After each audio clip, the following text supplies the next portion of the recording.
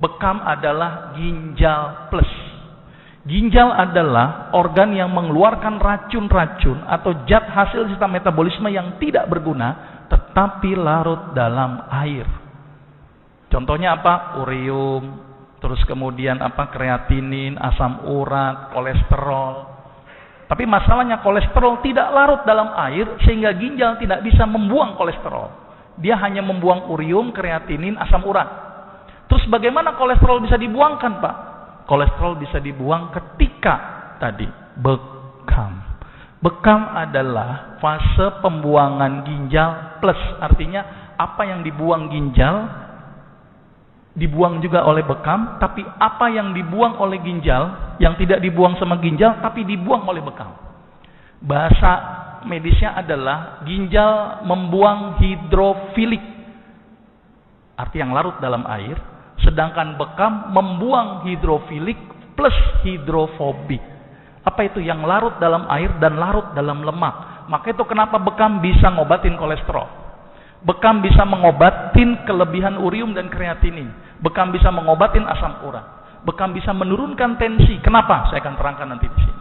Berarti kesimpulannya adalah bekam membuang zat-zat yang tidak berguna seperti ginjal membuang zat-zat yang tidak berguna, namun bekam bergunanya plus. Itu gambaran sedikit.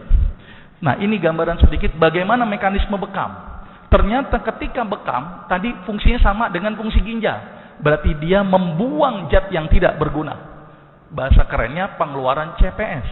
Tetapi ketika ada sentikan cetik, timbul rangsang nyeri. Ternyata rangsang nyeri ini akan merangsang ke otak langsung.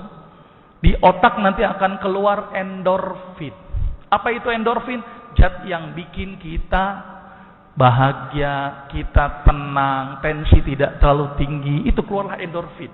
Maka itu bekam ternyata bikin kita bahagia seharusnya. Ditambah lagi ketika di klop, maka semua cairan akan terkumpul di bawah kulit sehingga sensitivitas saraf menjadi tidak sensitif. Maka itu kenapa bekam ketika disuntik itu tidak akan ada timbul nyeri. Karena sudah terakumulasi cairan interstisial dalam jumlah yang banyak. Ditambah lagi suntikannya itu merangsang otak, keluar yang namanya beta endorfin. Berarti bekam bahasa kerennya adalah bikin bahagia. Ingin bahagia, bekam. Tapi menjadi tidak bahagia kalau bekamnya lagi mikirin utang. Nah, itu lagi nggak bahagia itu. Maka itu bekam seharusnya bikin orang itu menjadi rileks. Karena keluarnya beta endorfin.